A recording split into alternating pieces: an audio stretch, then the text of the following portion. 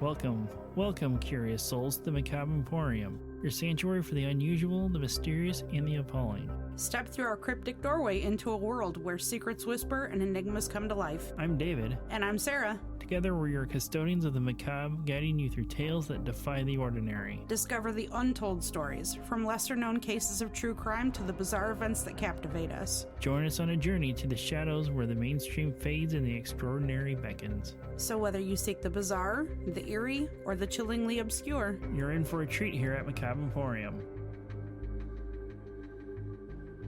Welcome to Macabre Emporium. This is episode 89.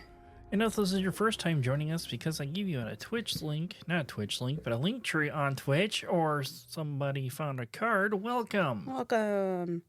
So, I'm sure everybody's noticed that we have been kind of inconsistent lately, but life's been lifing with us. Hard. Yeah, and it's like, even with this, I've also been inconsistent with being on Twitch as well, so it is what it is. We're not giving up on any of this stuff. There's been things. Sarah's card needed to be completely replaced and whatnot. So, yeah, you know, how many hours that goes into looking for cars and stuff like that. And then, you know, being sick, because Sarah's like a high chance of being sick with the type of work that she does. So, I mean, life's been life, and it just kicked our ass this month. Had pneumonia for over a week and finally felt 100% again and then got sick again. Mm-hmm. So yeah, adulting sucks. Nobody fucking asked for this. So yeah, so if you see like there's not an episode this week, don't think we're giving up slowly or whatever. It's just life's been lifing, and then we forget to maybe put something out on Facebook or whatever. Yeah. So we don't forget about you guys. Don't worry. Nope. And then, you know, there's some of you that, you know, message us directly. It's like, what, is there no episode this week? Yeah.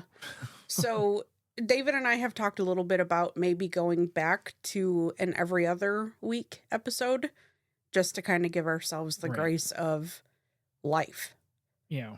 You know? Because we never, like, that's what we started off with when we first started doing this. And then we ramped it up to doing every week. And then we, you know, eased up a little bit by alternating one person doing an episode that week, and then January this month, this month of February, this being the last episode this month, it just basically kicked our ass, and that's why we've been absent through the month of February and part of January.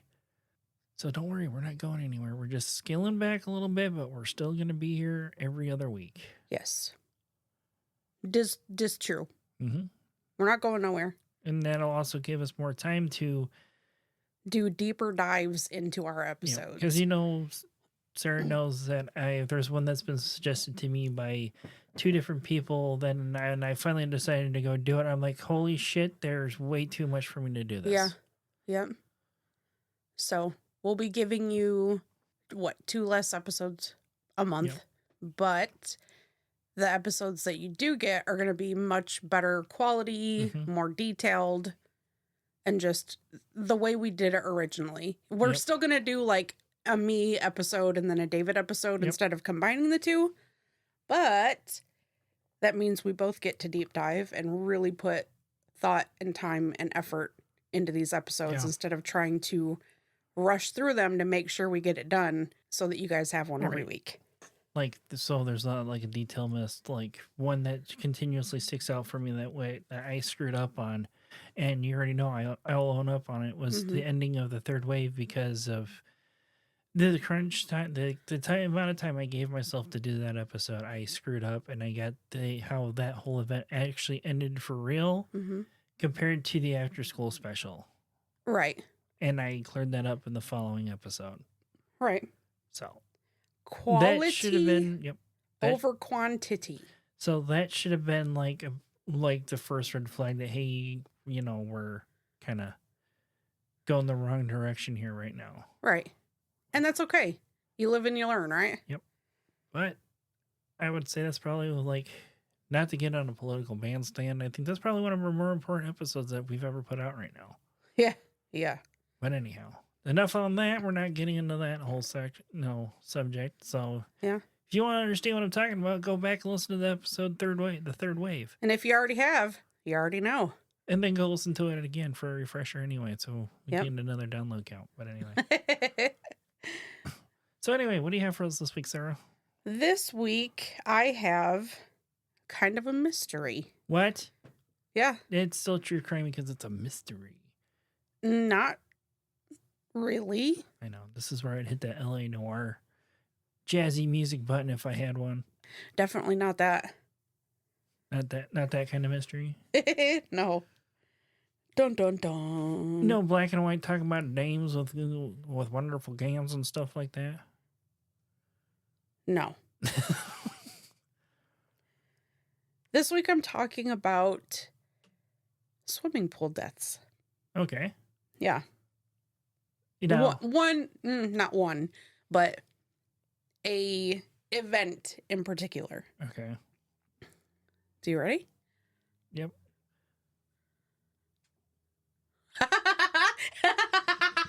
Sorry, I spaced out. I'm sitting here literally reading the fucking button, and I'm like, which one fucking is it? And anyway, all right, you want to try it again? Yeah. Yep. All right. Well, are you ready to get started? Yep. Let's go. On a hot summer 4th of July in 1974, an aunt in Long Island, New York, was enjoying the day with her 6 nieces and nephews. This was a fun family gathering for the holidays with everyone just hanging out in the backyard of Harry and Lucy Newston of Dix Hills. They were only a few miles away from the Loge home in Lake Grove. Frank Loge had to work that day, but he sent his wife and daughters along without him. He told him he would meet them there after his shift was over. The Loges were both in their second marriage, and in total they had 7 children. They were even hoarding an 8th child for their friends. Okay. They were like, we're just going to cram you in this clown car too. Come on. When 2 of the kids, Deborah and Angelina Loge, got out of the pool in the afternoon, they were visibly exhausted. All the kids were, as most kids are after a day spent swimming. Right. Just once kids go in a pool, they generally don't get out unless you force them out. Especially if it's a wave pool. Have you ever been in a wave pool? Nope. Anytime I had ever gotten in one, that is fucking exhausting. Oh, I'm sure. Trying to hold yourself upright so you don't like topple over and drown. Right. Crazy. Miss Loge was getting the kids dressed and ready for dinner when Mr. Loge would be there. And this was around 6 p.m. Angie told her that she had felt cold and tired and needed to rest, so she laid down on the concrete right next to the pool. Miss Loge moved her to a lounge chair and covered her with a towel. Debbie laid down on another chair across the pool. Miss Loge decided to let them rest while she got the other children changed out of their swimsuits. Mr. Loge arrived at the house around 7 p.m. He saw the girls sleeping on the patio and grabbed a glass of iced tea to sit back and relax. Miss Loge decided to check on the children and felt that Angie looked just kind of funny. One of the Knudsen children, Jane, was 16 years old at the time, but had been doing some nurse training. Mm-hmm. So she checked Angie, and she said that she was ashen-colored and had one pupil that was extremely dilated, while the other one was pinpoint. And you, with your background, I know you know that is not right. No, it's not. It sounds like some kind of head injury of some sort. Bad sign. Miss Loge then picked up Angie to carry her inside, and when she lifted Angie stiffened, shook for a minute, and then went limp. So I'm assuming like a seizure or something like that, yeah. Seizure. Right after this, an orange foam came from her mouth, and there was blood in her nostrils. So some kind of chemical poisoning at this point. Miss Knudsen, a former surgical technician in the Army Medical Corps, began mouth-to-mouth immediately as her daughter Jane called police. The police arrived within minutes, and when they examined the scene, they summoned an ambulance. They also arrived very quickly and raced off with Angie to Good Samaritan Hospital in Islip? Islip? Islip? I don't know. Islip. I don't know. It's there. Right after they left with Angie, someone noticed Debbie was starting to get sick too. The police took Debbie in their car and sped off to the same hospital as well. Debbie was still conscious and commented on how loud the siren was. Both girls were immediately put on respirators to help them breathe, and doctors gave them IVs of glucose and water. They were put in the ICU, but unfortunately, Angie had stopped breathing a few minutes before arriving to the hospital, and her heart was no longer beating. With no way to help Angie any longer, everyone focused all their efforts on trying to save Debbie. Not knowing what killed Angie made that even more difficult, but doctors focused on supporting her failing respiratory system over anything else. Doctors were thinking it was not a bacterial or a viral infection with the way that it had affected both girls simultaneously and so quickly. They were leaning towards some type of poisoning, either intentional or not. Late that night, the hospital put in a call to the Suffolk County Medical Examiner's Office, which has a 24-hour poison identification service. Philip Giaquinta, an assistant toxicologist, took the call at his home and immediately drove to the medical examiner's laboratory in Hauppauge to meet a police car with samples of blood, urine, and stomach contents from both girls. No one was messing around in this case. Everything was done quickly and efficiently. Giaquinta worked all night running the samples against any known toxic substances that he could think of. Typically, a toxicology report only shows like certain major things. Right. But he ran a test for like everything he could think of. Right. Like I figure a toxicology report for like this kind of thing, well, not this particular situation, but like a blanket situation, be like, you know, the common poisons and stuff like that, and illicit drugs and stuff, you know, is probably what really comes up in that. Yeah. He also attempted other analytic techniques such as thin layer chromatography and ultraviolet spectrophotometry, but no toxins at all were showing up in these. Whatever killed Angie and seemed to be killing Debbie was something out of the ordinary, or as doctors kept reminding themselves in the ensuing days, something so obvious it had to be overlooked. And that could very well be the case. Maybe. By the next morning, July 5th, Debbie was in a coma and Angie's body was taken for an autopsy. 2 doctors were present for the examination, but neither saw anything at all out of the ordinary, but they took a bunch of samples from tissues and organs. According to the New York Times, over the next few days while Debbie lingered, the attempt to learn what had affected both girls grew into a massive countrywide effort commanding dozens of people, many on an almost around-the-clock basis. Doctors asked for consultations from 6 different states, counties, and private labs. They also started to believe that the toxin may have come from the Noodz, the loges, or somewhere nearby, and it could have been affecting others. Police took samples from the play area, the swimming pools, leaves, plants, and flowers in the area of the backyard. They checked for spiders, snakes, household chemicals, literally anything they could get their hands on to take a sample of. It's just like, what the hell's going on here? Right. They thought they struck gold when they found some mushrooms in the yard, but it turned out that they were not poisonous. A neighbor called the situation to report toads in the area. Yes, toads. Well, right, but this being in the United States, I don't think there's any venomous toads of sorts like your tree frogs and whatnot that, you know, tribes are known to look for because they can get fucking high off of them. And I can see why they went the route with the mushrooms because, you know, there's the one lady on TikTok that's all about that stuff. And she is like, yeah, if you're going to do this, make sure you know what you're doing because one might look like this, but it'll kill you. Right. So yes, they went down the route that maybe it was poisonous frogs. But after they caught some, they tested them. Turned out that was not the case. It was not the toads, not frogs. They're just regular ass fucking toads. Yeah. Eventually, police found out a neighbor was having their house treated for termites as exterminators were there on July 3rd, which was the day before 4th of July when they were out partying in the backyard. Yep. They used chlordane, which is a liquid that's pumped into the soil around the house and sprayed on the foundation itself. Even though at the time it was the most widely used chemical by exterminators and had a good record of being safe, still a toxic chemical. Right. This was by far their best lead, but when the bodies and samples were tested, chlordane was nowhere to be found. That's because it changed into another different chemical compound. Well. That's just my guess.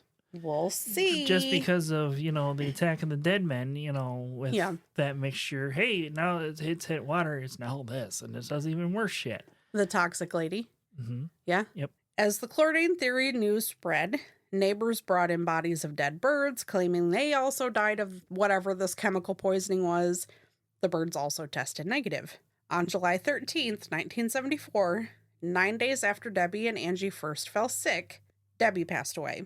Obviously, everyone was extremely disappointed because they hadn't been able to figure out what the cause was, but doctors still, even though both of them had passed, were not giving up. From an article in the New York Times, it said, on the chance that some little known toxic agent was involved in levels too low to be detected yet, Dr. Weinberg sent his chief toxicologist, Leo Del Cortivo, to the Finnegan Corporation, which is a private manufacturer's laboratory in Sunnyvale, California. Dr. Weinberg said Finnegan had the best equipment available and the country's largest reference file of the spectrographic signatures of toxic chemicals. It's a lot of big words. Yep. Good thing you're doing this episode. We're going to make it Old English long words next time. When's your episode? Yeah, okay. The equipment uses a computer to compare the wavy lines produced by a sample under analysis with those produced by known substances.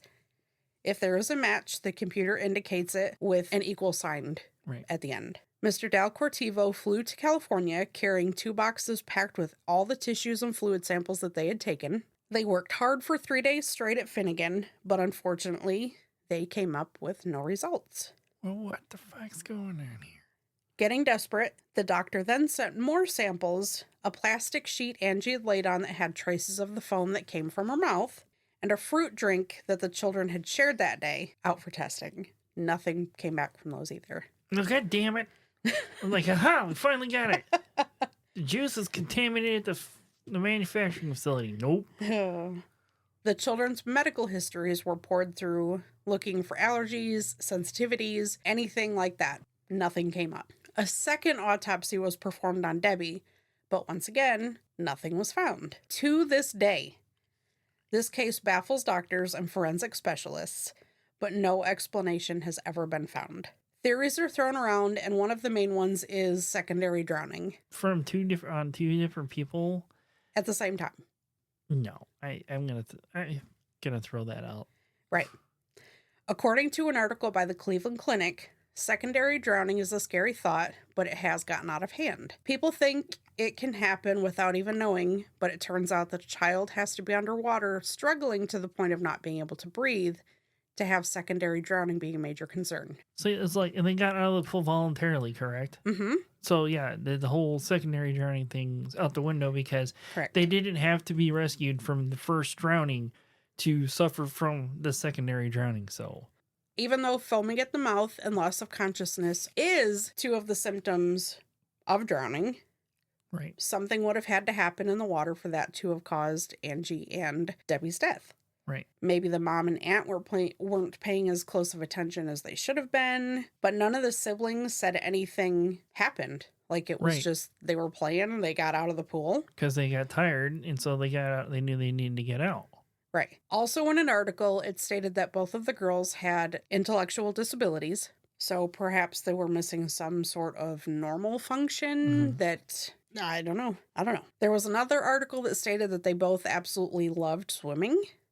No water was found in the lungs before or during autopsy in either child. So once again, the whole secondary drowning thing shouldn't have even been considered. Yeah. Besides secondary drowning, there is no other obvious explanation unless there was a toxin they only know about now and were unable to test for back in the 70s. Right. Maybe the mother, not being the birth mother, didn't want or know how to take care of children with special needs. But at that, she would have had to use something, right? Yeah. What do you think? Like use something to try and make it look like an accident? Yeah. Like the only I don't have my phone's like look it up or whatever. Mm-hmm. You can use mine. It's in my stuff. Oh. With Ronald Clark O'Brien. Yeah. Just because of the same symptoms, like the symptoms that they're showing are the same ones that his son showed when he force fed him that pixie stick. Uh-huh. Other than in there was never a detail of what color he foamed at the mouth. It just said he foamed at the mouth. And he started to act as if he had a seizure as well, too. And I cannot remember off the top of my head what poison it was that he used in the pixie stick. What year do you remember? It was in the 1970s as well at the same time this happened. Oh. I mean, could just be coincidence. Right. Maybe not coincidence. Maybe it was the same thing and they just didn't. But like I said, I don't remember the year on top, the year if that happened off the top of my head compared to this. It's like, did this mother hear this story, hear of the Ronald Clark O'Brien story through the national news? Because the story that story made national news for what he did. I believe it. So maybe she saw that and used it as a way to get out of that, because they both shared the same fruit drink, but that is true. It tested, but like I said, I don't remember what chemical compound poison he used. So if it would show up in something like that after so long, because, like I said, with the Attack of the Dead Men, the chlorine and bromine that they use, once they get mixed with water, it becomes a whole other element that does other damage. Cyanide. So yeah. That's what it was. I wanted to say it was one of the common ones. Yep, cyanide. And the Ronald Clark O'Brien thing was 1974. Right, so. And this was also 1974. So, but what month? Did you just solve it? Maybe. You heard it here first. Take that, scientist. You nerds. Get wrecked. Fuck all y'all. Well, no, that wouldn't have been the case because this happened 4th of July, 1974. Ronald Clark O'Brien, Halloween, 1974. True. I mean, who knows? Maybe I just did solve it by blowing smoke out my ass. Maybe Ronald Clark O'Brien was super, super smart and saw this in the newspaper and was like, I'm going to try that on Halloween. Maybe he's copying whoever. He's a copycat. Yeah. And this lady just got away with it. He's not an original motherfucker. Imagine that. The guy couldn't hold a fucking job for a fucking year. Right? It's because he was too busy trying to figure out how to make this work. Yeah. See, now you got me thinking about that. It's like, did I really just fucking solve this thing? No. And they're using all the sciencey stuff, and they couldn't even figure it out. And some dipshit in Indiana just figured it out, rambling on. Let's, to be fair, you are probably the smartest person I know. Right, just because I'm linking shit together? No, you're just smart about a lot of different topics. Take the fucking compliment. I know, I am. Because, like, when you mentioned, the house nearby got treated. So, okay, so I'm thinking runoff from the termite extermination. But, like, can't say that because we don't know the weather pattern. Did it rain the night before? Did it run off from the property?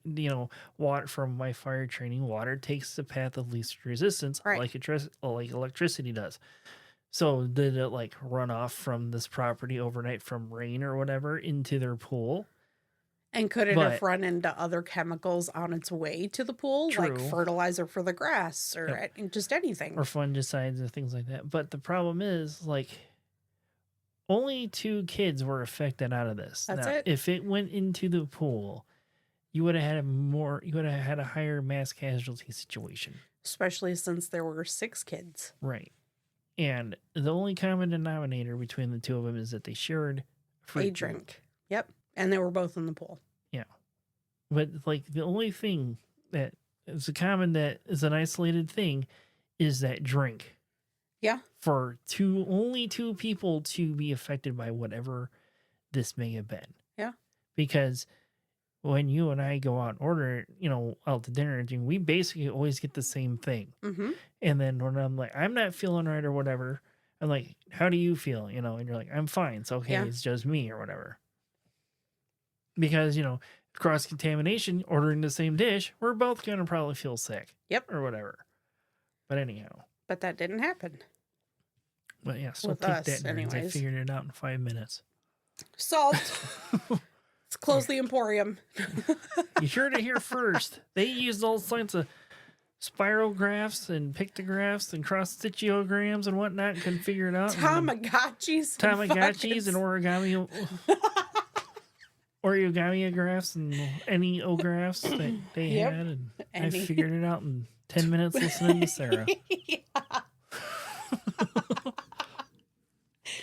Oh, Tamagotchis. I You know those are still a thing. wouldn't be surprised. They are. They're not how they were when.